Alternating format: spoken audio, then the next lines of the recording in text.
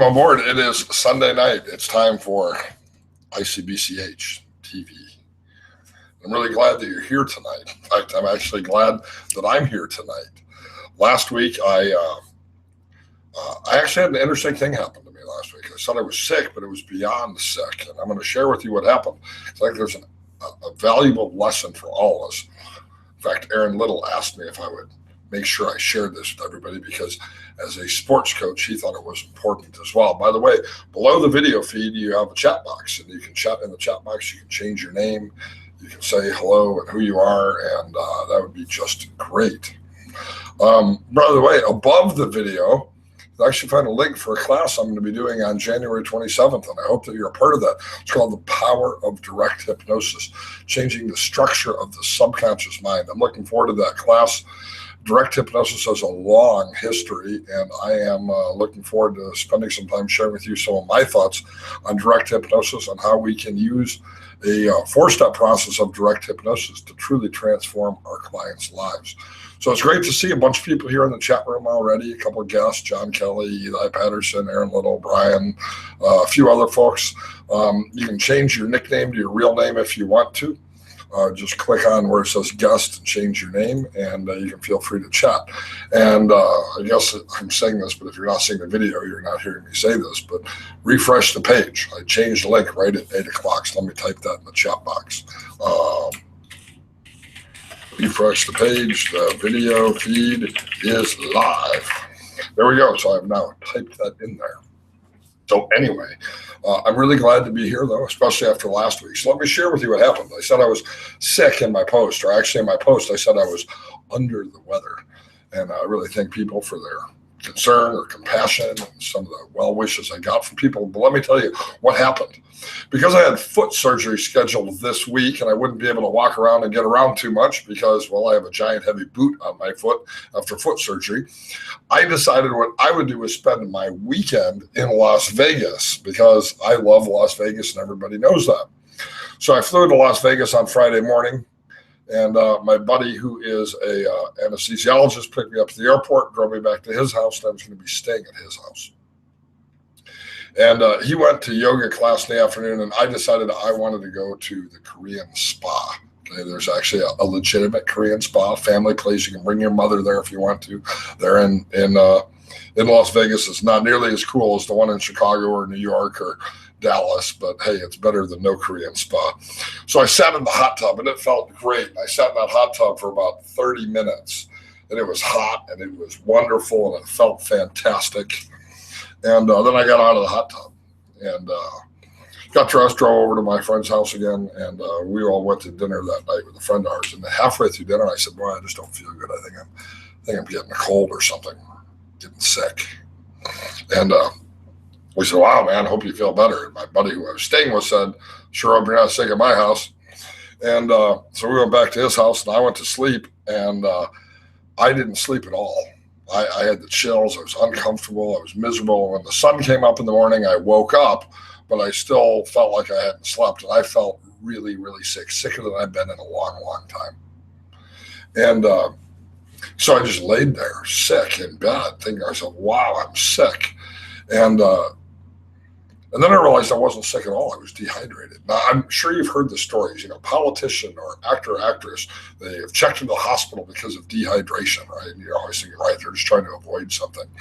My thought was, if I wasn't actually staying with a bona fide medical doctor, I would have gone to the hospital. He gave me, of course, bottles of water and some potassium, and turns out I probably should have had a bottle of Pedialyte. He went off to go do a pancreas surgery, left me there for 8 hours. I never got out of bed once. Actually, I finally did get out of bed halfway through the afternoon. I decided to drag myself across the street to a spa hotel where I could simply relax a little bit in their spa, get out of the bed for a little while. But all I did was lay there too. Supposed to come back Monday. I ended up booking a Sunday morning flight because I figured if I was going to die, I may as well die in my own bed. So I flew home feeling absolutely awful, and it took me until Monday or Tuesday to feel back to normal again. So I've been to Las Vegas 1,000 times. It was hands down the worst trip I've ever had to Las Vegas. I was sick the entire time, and Sunday night as well. And the reason why was dehydration. I was in the desert air, dry air. I was in a hot tub, altitude. I was on airplanes. I did everything wrong, and I never stopped for a bottle of water. And I found myself dehydrated. So that was the issue. So there you go. Anyway, it's great to have everybody here tonight, every Sunday night, except for when I dehydrate myself in a Las Vegas hot tub. We get together and talk a little bit about hypnosis and to demonstrate some hypnosis. And tonight, I have to admit, I feel kind of bad since last week we had Kelly Woods scheduled as a guest. And Kelly Woods is actually going to be my guest next week. So she wasn't able to reschedule for this week. So next week, I'm going to be interviewing and spending some time and talking to Kelly Woods here on Icbch Tv. But today is going to be a little bit of a shorter session too. I'm going to, for those of you who aren't my Facebook friend, I don't know why you're not, but here's what my foot looks like right now. This is what my foot looks like in a giant surgical boot. So that's an actual bona fide picture of my foot. And I'm supposed to keep my foot up, elevated over the heart rate. Over the heart, right? It's pretty hard to do that when you're sitting at a desk. And I actually taught a class with Roger an hour ago. And now my foot here is under the desk. So I'm not going to do 45 minutes or an hour tonight like I usually do. What I want to do is share with you a little bit about my experiences and how hypnosis has been helpful to me. This is my second foot surgery. And the reason why is I have 2 feet. So about 4 or 5 years ago, I actually had a surgery on the right foot.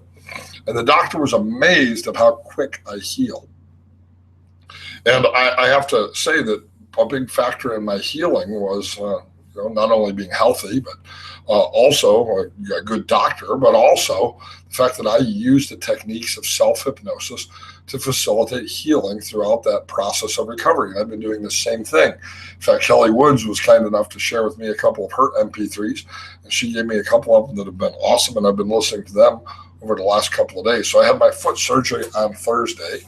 I'm in this giant heavy boot, and I have to keep my legs elevated because otherwise they swell up or risk for blood clot or DVT or all the other horrible things that potentially could happen. But I'm not worried about that at all. And I'm not worried about it all in part because I managed any anxiety with hypnosis, in part because I know that healing is facilitated by hypnosis. And so this is my second surgery. Here's what's interesting. This one is actually a lot easier than the last one, although this boot is heavy and it's really difficult to sleep in a bed with a giant boot while keeping your foot elevated. And although I'm rather limited on my ability to carry things around the house, I noticed that this time the swelling is a little bit less. The healing feels a little more comfortable to me. And I'm looking forward to my doctor appointment Tuesday. It's going to be 6 weeks before I actually get out of this boot. But I hope that between now and then I can spend some time getting caught up on some writing, some other things that I need to do, and to continue to apply hypnosis to my own healing. Now, here's the great thing about that. When we use the hypnotic techniques that we teach our clients in our own life, it simply makes us a better hypnotist. So I look forward to these opportunities to use hypnosis in my own life. Every now and then I'll actually meet a hypnotist who says, I've never been hypnotized. I hypnotize others all day long, but I've never been hypnotized. I think in order to be a good hypnotist, you need to be experiencing hypnosis. Let other people hypnotize you. Do self-hypnosis, because when you do what you ask your clients to do and apply the tools of change to your own life that are useful to you, you'll almost always find that it helps you to become a better hypnotist in the end. Now, every Sunday night we get together here on Icbch TV. Usually I interview somebody. I certainly spend some time guiding everyone through a process of self-hypnosis. And I also talk a little bit about what's going on. This is also a place to get together. If you're taking any of the Icbch courses, the Icbch Basic or Advanced Hypnosis Certification course, the NLP or the Life Coach or the Leadership courses, and if you ever have any questions about the courses and the coursework, you can always type them in the chat box below, and I will always answer any questions that you might have. By the way, our next class that the Icbch has is up at the top. It's the power of direct hypnosis, changing the structure of the subconscious mind. It's got downloadable scripts, PDF notes, and content. But I'm going to be talking about a 4-step direct strategy for single session change. A lot of people say, is it really possible to quit smoking, lose weight, overcome a lifelong fear in one session? And the answer is yes. And often, direct hypnosis is the tool. I'm going to talk about how to take what we call convincers in stage hypnosis, or proofs in clinical hypnosis, and turn those into a tool for change, how to deliver compounded suggestions on how to break lifelong subconscious associations that have held clients back. So if you're interested in that course, there's a link right above this video, and you can click on that, and I will see you there on December 27th. It'll be about a 90-minute class, lots of resources, lots of learning. Now, again, this week is an abbreviated class because Kelly isn't my guest today, but she will be next week. Kelly Woods will be my guest next week. Because I need to keep my foot elevated, I'm going to spend my time today actually guiding you through a self-hypnosis session. This is a self-hypnosis session that I need to go through, and I thought I would take you with me on my journey of self-hypnosis tonight. So if you would, wherever you're sitting right now, wherever it is in the world, simply sit in your chair, taking a breath, breathe in and breathe out. Close the eyes and let yourself feel fantastic. This is what hypnosis is all about. It's all about taking time and taking a place to set aside some time for a new learning and a new experience. And that's really what hypnosis or self-hypnosis is all about. And so as you sit in the chair, breathing in and breathing out, align your spine, align your neck. Let yourself feel and study the breath as you breathe it in and breathe it deep into the lungs. And as you breathe the air into the lungs, pay attention to the breath, breathing in and breathing out. By paying attention to the breath, what we're really doing is we're paying attention to this moment. And so as you pay attention to this moment, breathe in and breathe out and relax any muscles in the body that need to be relaxed. Your eyes should be closed right now. My eyes are closed. And as I breathe in and breathe out, as you breathe in and breathe out, with each breath, mark each moment and allow yourself to relax even further. Scan the body. Anywhere you're holding the tension of the day, let that tension disappear. Let the shoulders be loose. Let the eyelids be relaxed. Let the hands be warm and heavy, and the feet relaxed as well. Self-hypnosis is a time, it's a place, it's a moment that we set aside for ourselves to promote healing from within. All of us need healing at one level or another.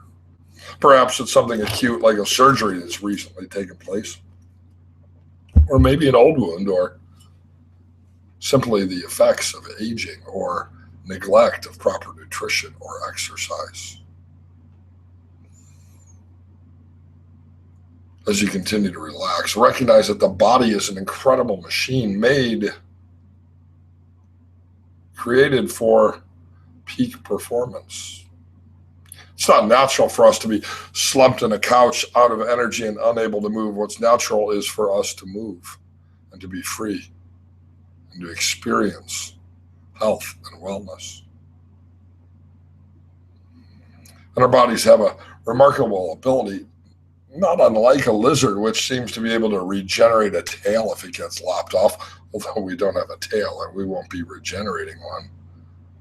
We have the ability to heal from inside. For skin to be smooth, for blood to flow freely, for breathing to be smooth and rhythmic and easy and unobstructed.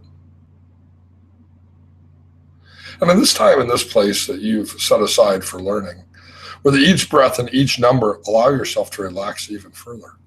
5, 4, 3, 2, 1, 0.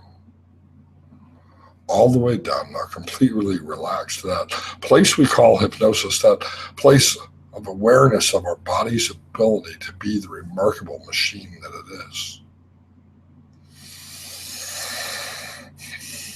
And breathe in oxygen, bringing health to every cell of the body. Visualize the blood flowing from the heart to each and every cell of the body, and any point or place in the body that needs specific attention and wellness. as you continue to relax and take a moment to enjoy the process of self-hypnosis. Recognize that by setting aside time to take care of yourself, to do what needs to be done, you embark on a journey of creating wellness from within. Whether it's recovery from a tough workout, recovery from a surgery, or even recovery from some of the unhealthy choices we may have made earlier in our life. Feels pretty good, doesn't it? Feels pretty good to know that we have these abilities. They're not something we need to bring into our life from outside. They are something that we are born with and can access and activate by using that creative part of the mind to visualize the body working as it should, the joints moving and flexing, the breath being breathed in and out, the lungs and heart pumping blood.